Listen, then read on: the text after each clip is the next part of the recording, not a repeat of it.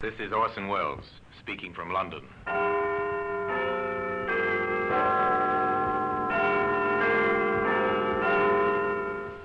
Here in the grim stone structure on the Thames, which houses Scotland Yard, is a warehouse of souvenirs, where everyday objects, a candlestick, a china doll, a broom, all are touched by murder. Now take this button, this brass button, the symbol of a barracks parade ground, but this was not found on any parade ground. This is interesting, sir. A brass button. Very interesting, Sergeant. It's from an army uniform.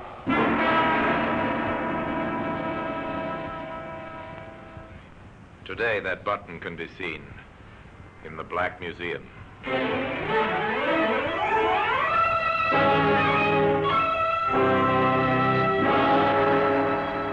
From the annals of the Criminal Investigation Department of the London Police, we bring you the dramatic stories of the crimes recorded by the objects in Scotland Yard's Gallery of Death, the Black Museum. In just a moment, you will hear The Black Museum, starring Orson Welles.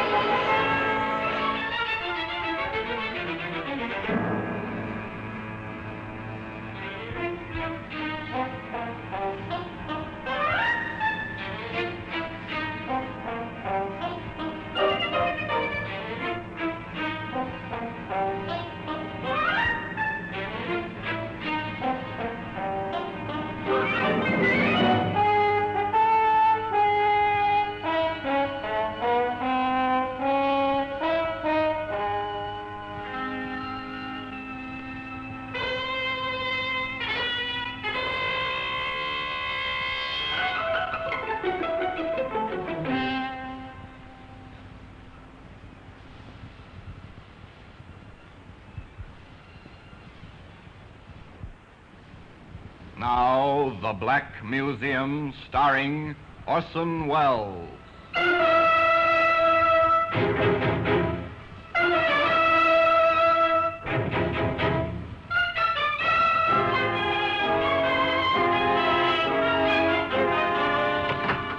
Well, here we are, in the Black Museum.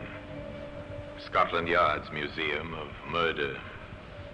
Shelf upon shelf of curious and repellent objects. The urge to kill, illustrated in many, many ways. Here lies death. Here in the echoing stillnesses of the long room, one stands and looks at violence, expressed by the exhibits that line the shelves, the tables, and the walls. Repellent they may be, but by reason of their association only, for most of these tokens of murder are very ordinary objects. It's a medicine bottle. The drug it contained was beneficial in small doses. But since a woman was forced to drink the whole contents and died shortly after, the jury called it murder. Here's a kitchen knife.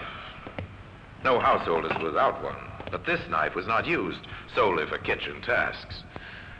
It was found embedded in a man's heart.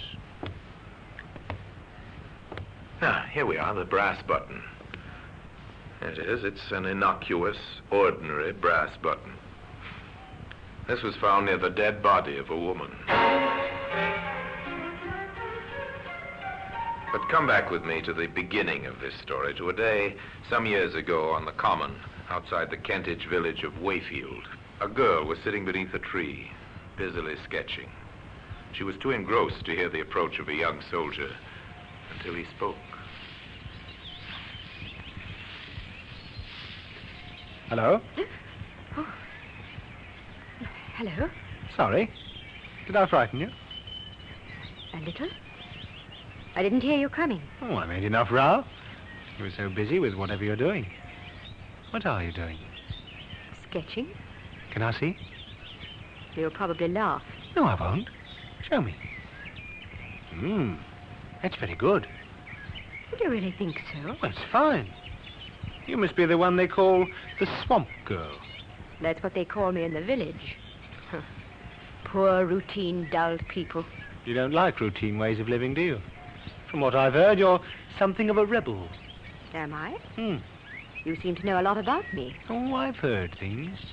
What kind of things? About how you live in an old shanty at the edge of the swamp and how you roam the common and sketch and paint.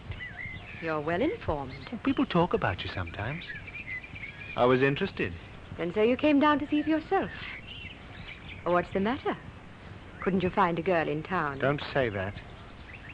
I wanted to meet you, to talk to you. And now that you have, will you please go away and let me work? Oh, you can work any time. I'll go away soon, if you're nice to me. Go now. I've no intention of being nice to you, whatever you may think. Come on. Get away. When you found out so much about me, you might have also found out that I'm not interested in men. Least of all, soldiers. That's not very kind. Come here. No. Go away. Come Go on. here. No. No, please, please don't hurt me. No, please. No!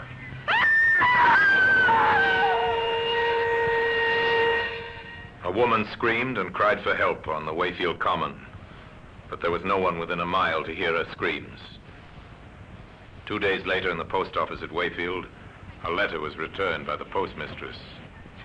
Mrs. Riley, Yes, Jimmy? that registered letter you sent me out with, there was nobody about to sign for it. Oh, wasn't the swamp girl at home? No, Mum. I called out Miss Morgan, but there wasn't any answer. All right. You can deliver it tomorrow. Yes, Mum. Her name was Jeanette Morgan, but people of the town called her the Swamp Girl because of her vagrant, strange way of living. The next day, Jimmy, the postal messenger, rode out on his bike to deliver the registered letter, but once again, the Swamp Girl was not at home. Then, on the way back, taking a shortcut, Jimmy found her. Miss Morgan! Jimmy saw only her legs at first protruding from a bush, which had been meant to hide her. At first, he thought she was asleep. But he didn't think so for long. She's dead. I've got to get the police.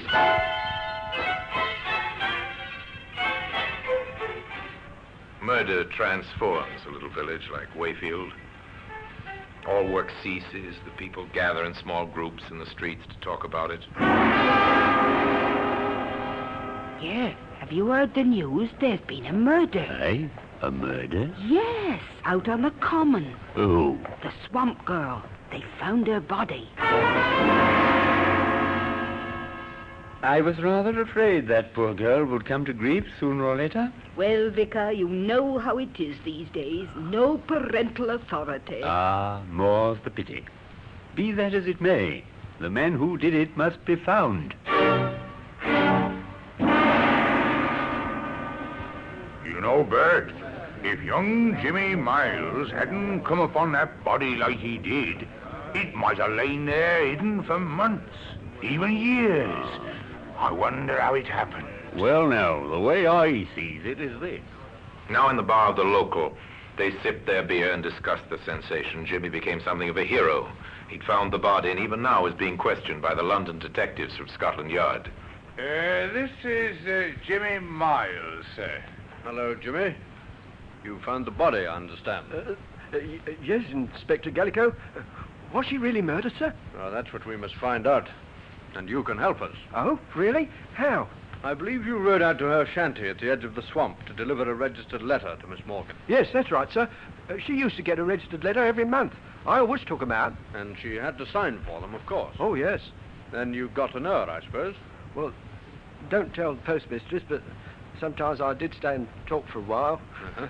And what was she like? Oh, she was nice, really friendly. People said she was a bit peculiar, but I never thought so. And she could draw, sir. Now, think carefully, Jimmy. Did you ever see her with anyone, man or woman? Oh, never, Inspector. She had no friends around here. She once told me so. No friends, I see. Now, about this registered letter. Was that the first time you had taken it out? Oh, no, sir. I went out the previous day, on Monday, but she wasn't there. Did you call out? Yes, and I went round the common to the places where she used to go and sketch. I knew most of them. And she wasn't anywhere about? No, nowhere at all. What time of the day was this?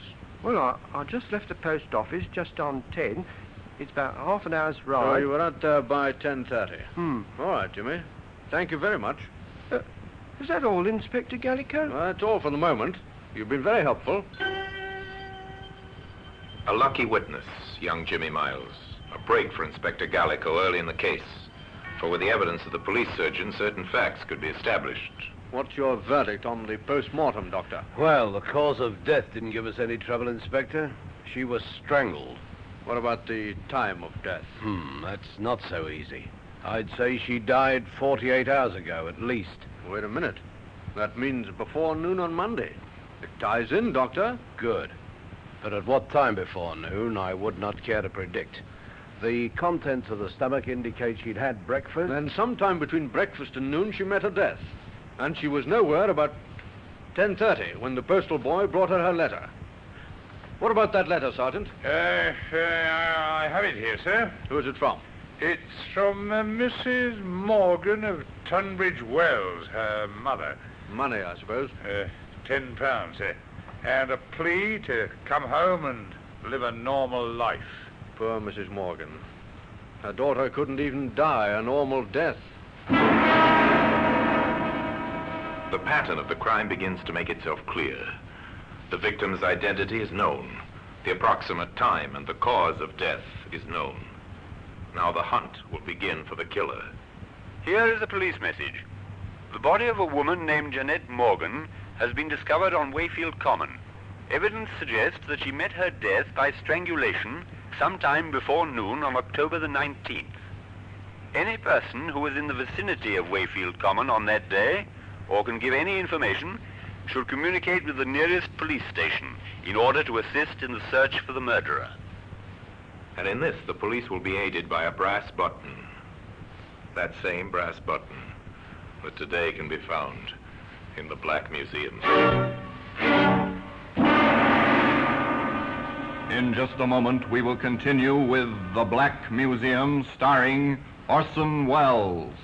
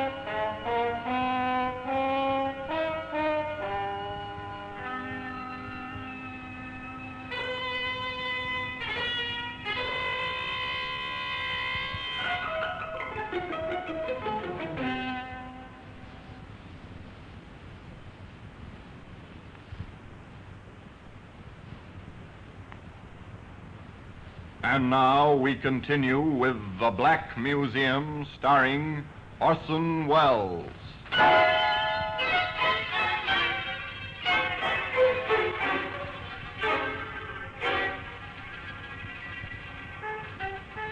To a small cottage in Tunbridge Wells now go the detectives from Scotland Yard.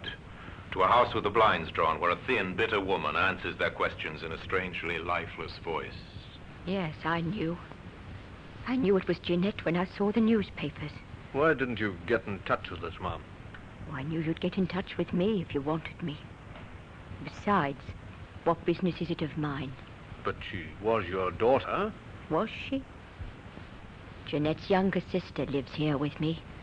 Works at a shop nearby. She's my daughter. Yes, I see what you mean. I warned her. I told her it had come to no good end, living that strange and unnatural kind of way. Mrs. Morgan, we won't trouble you any longer, but could you tell us, did your daughter have any close men friends?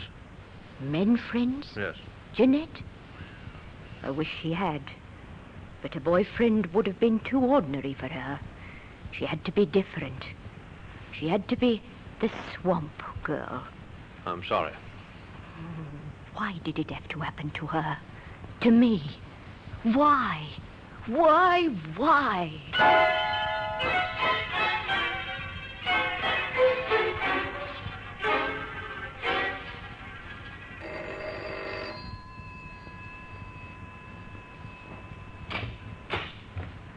Good evening. Good evening, Vicar. I'm from the police. The police? I don't recognize you. No, sir. You see, I'm not from the local police. I'm from London. And I'm down here in connection with the murder. Oh, yes, terrible, yes. But how can I help you? Well, you can help a good deal, sir.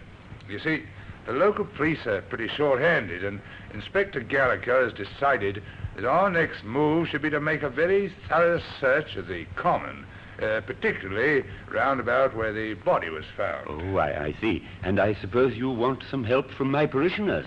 Yes, sir, that's roughly the idea. Ah, very well, then. We'll help you in every way we can. You can depend upon us. All right, Sergeant.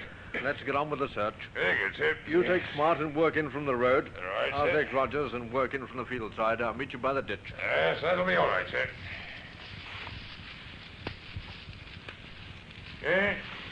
Here's a sketch, sir. It's a pencil drawing of that view across there, I'd say, sir. Yes, it is. Unfinished, too. She might have been working on it. What else have you got there?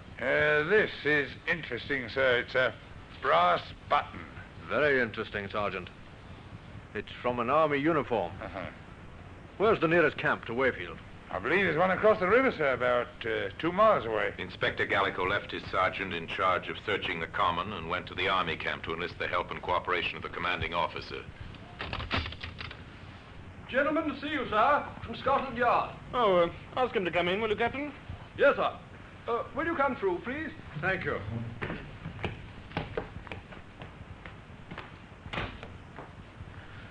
Major Curtis, I'm Inspector Gallico from Scotland Yard. How do you do, Inspector? Sit down, won't you? Well, now, how can I help you, Inspector? I'm here to investigate the murder of Jeanette Morgan. Oh, the Swamp Girl mystery. Yes. Yes, tragic business. Major, not far from where the body was left, we found this. An army button. That's why I'm here. I see.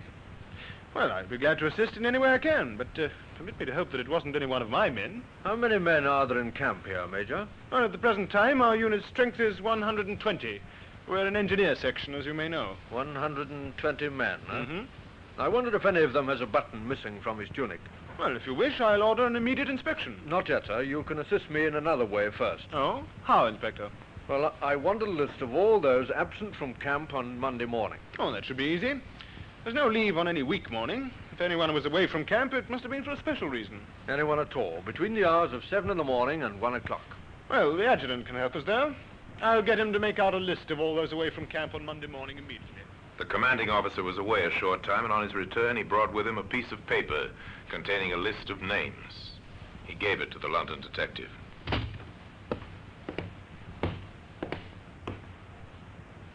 Yes, there you are, Inspector. 5 men were away from camp during the time you asked about. Sergeant Willis, A Company. Yes, he's our caterer at the present time. We're understaffed, of course. Sergeant Willis and Private Fields were in town with a provision truck. They were together? Yes, we could always check that with one or the other. I don't think I'm very interested in those two. Oh? What about Private Liston, B Company? Oh, he's the unit driver. I sent him into town shortly before noon. On a private errand.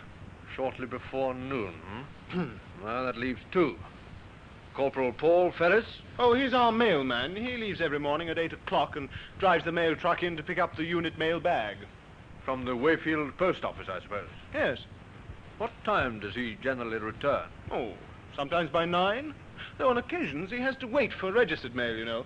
I've even known him to be held up as late as 11 or even 11:30. Would anyone know what time he returned on Monday? I'll find that out for you. Now, this last man, Private Williams, A Company. Yes, if you ask me, he might be your man, Inspector. Oh, why, sir? Because he was absent without leave. From 900 hours on Monday morning until 1400 hours. From 9 till 2? Yes. That's interesting. I'd better see him. And the postal chappie. I'll have them paraded.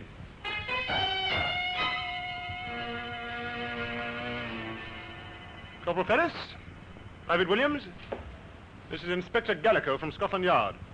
He has some questions to ask you both. Thank you, sir. Corporal Ferris, we'll take you first. Yes, Inspector. What time did you leave camp last Monday morning on your mail run? At 800 hours, sir. And what time did you return? Well, if I remember correctly, the mail was brought round rather late that morning, Corporal. Yes, sir. I was just about to explain to the inspector. I had to wait for several registered letters. What time did you actually return? Shortly before 1100 hours, sir. Thank you, Corporal. Now, Private Williams. You were absent without leave throughout Monday morning. Yes, sir. Are you able to give a satisfactory account of your whereabouts? I'd prefer not to, sir. Private Williams has consistently refused any explanation of his conduct, Inspector. Oh, that's rather unwise, Williams. If you have an alibi, you'll need it. This is an investigation into murder. Murder? I didn't do no murder. I was with me girl in Wakefield. Ah. What's her name? Hey, Susie Walker, 9 High Street.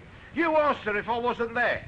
Oh, I didn't want to get her into any trouble, you understand, that's all. But murder? Oh, I don't know nothing about the girl who was killed. Honest, I don't. Well, we'll check your statement, Williams. I've finished with them now, sir. Corporal Ferris, Private Williams, dismiss. Inspector Gallico drove into Wayfield to number 9 High Street. Oh, no. Susie wasn't out with him that day. I remember it distinctly. She went over to see her girlfriend at Kenbury. Well, you can ask her yourself.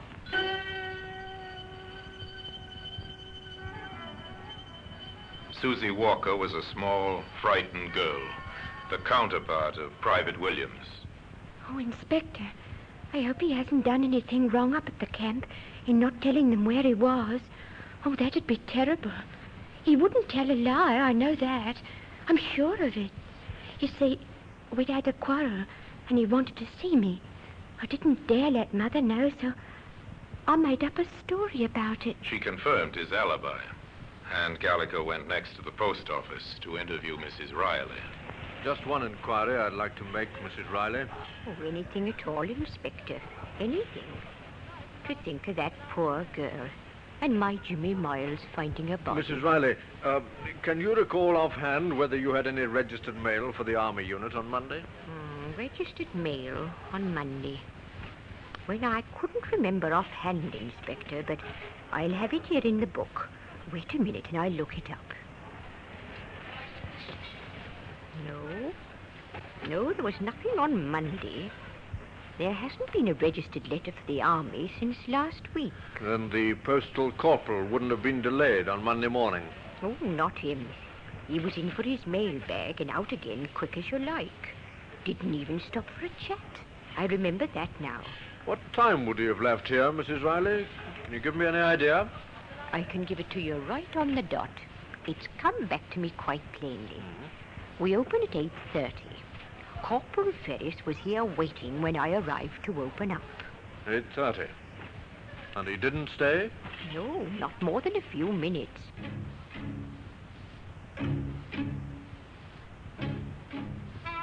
The inspector picked up Sergeant Worthington, and together they drove back to the Army camp. A few orders from the commanding officer, and Corporal Ferris was paraded once more, and his gear searched. At the bottom of his kit bag, they found what they were looking for. Here we are, sir. A battle jacket with one button missing. And it matches, Sergeant. Ferris, what have you got to say about this? This is crazy, sir. I don't know anything about it. She was sketching, wasn't she, Ferris? She drew a pencil drawing of you, isn't that so? You're bluffing.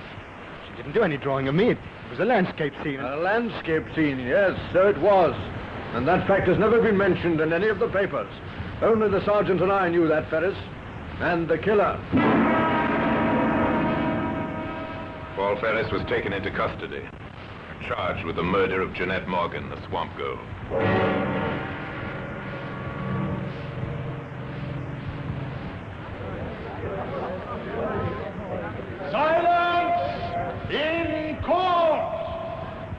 Ladies and gentlemen of the jury, you have heard the facts in this case as related by the witnesses which have been called, both by the defense and the prosecution.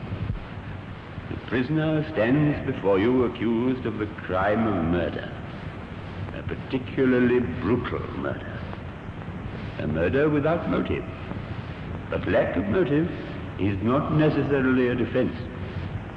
It is for you to decide whether the facts which you have learnt during this case, not only the words spoken by the witnesses, but the mute testimony of the material objects placed before you, justify your verdict, which must be beyond all reasonable doubt.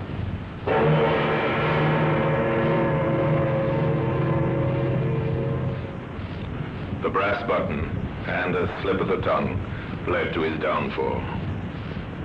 Today, that brass button occupies a place of honor in the Black Museum.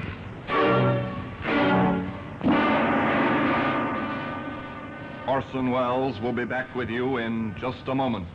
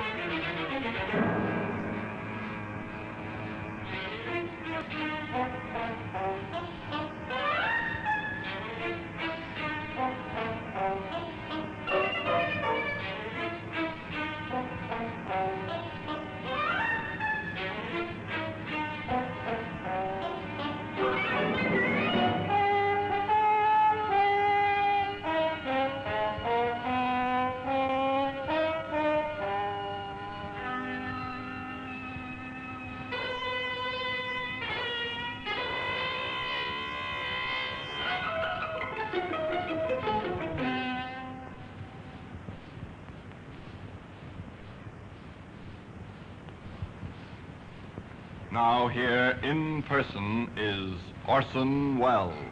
The picture was completed when the tracks of a vehicle were found some 50 yards away from the scene of the crime. The tracks were identified as those of the mail truck, of which the driver had been Corporal Paul Ferris. The defense did their utmost to prove insanity, but the jury were in little doubt that the man was sane, and that his advances repulsed, he'd strangled the swamp girl to death. They took 17 minutes to find him guilty, and the brass button which had led to his arrest was Exhibit A on the courtroom table, from where at the end of the trial and the pronouncement of the inevitable death sentence, it was taken to its present resting place in the Black Museum. And now, until we meet next time in the same place, and I tell you another story about the Black Museum, I remain, as always, obediently yours.